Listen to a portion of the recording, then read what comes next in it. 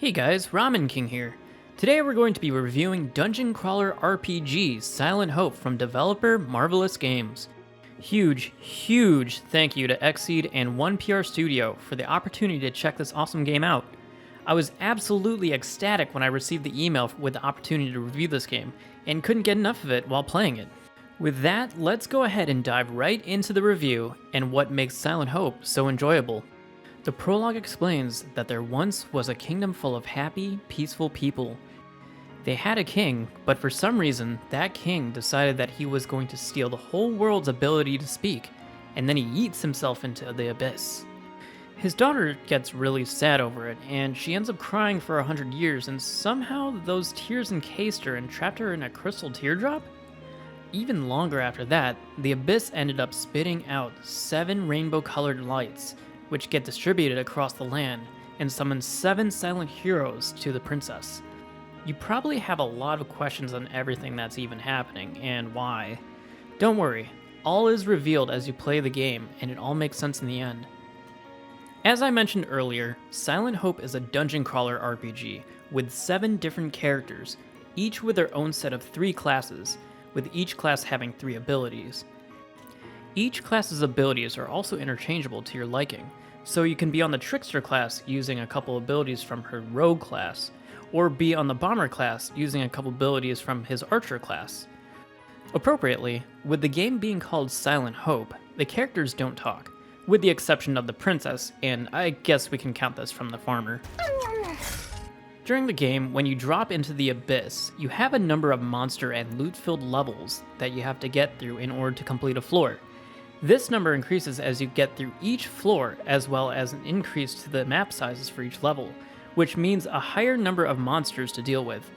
Levels are abundant with materials such as ore, wood, and treasure to help you craft the mementos of weapons, bracelets, and earrings to improve your stats, add resistances, and status effects against enemies. Combat is extremely addicting and satisfying, and while I do have a ranking of least to most favorite characters to play, you really can't go wrong with any of them. They all have something to them that makes them really exciting to switch between and play, like the Rogue with their Trickster class ability Sneak Attack that practically allows her to rapidly one-shot multiple enemies, the Fighter with her Power Punch, or the Archer with his Bomb Shot. It's also worth mentioning that each level up gives you an AoE that instantly kills enemies in range. Every single hit on an enemy is sweet and satisfying.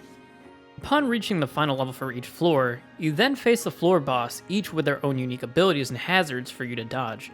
This seems really challenging at first, but you kind of learn after a while that most of the time you just need to rotate around the boss, dodge their attacks, and then retaliate with an attack of your own.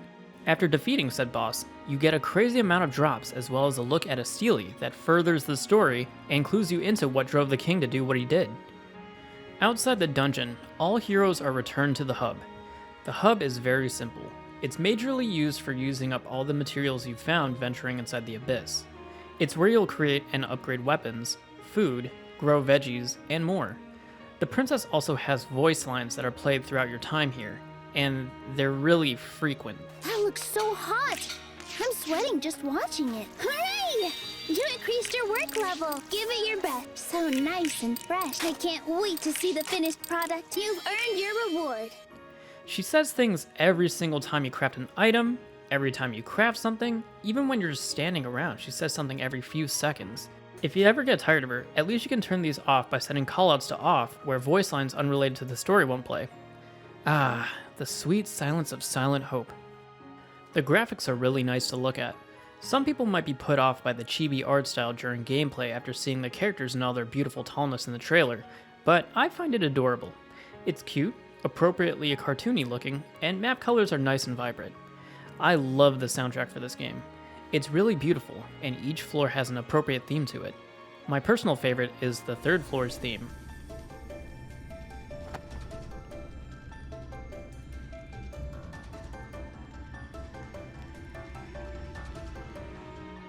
It's really energetic, but has such a wintry hustle and bustle about it. Overall, I was really pleased with this game. Punching and exploding all the enemies, looting all the things, and how casually I was able to play without getting stuck on something for hours at a time.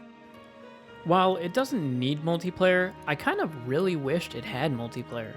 I've talked to numerous people in my friend group, and each of them had a similar notion. Story of Seasons, Rune Factory, and farming sim fans might also be a bit disappointed that there's no actual farming, since the cow and chicken from Story of Seasons cameo in the farming area, and Rune Factory's Woolly's cameo in the dungeons.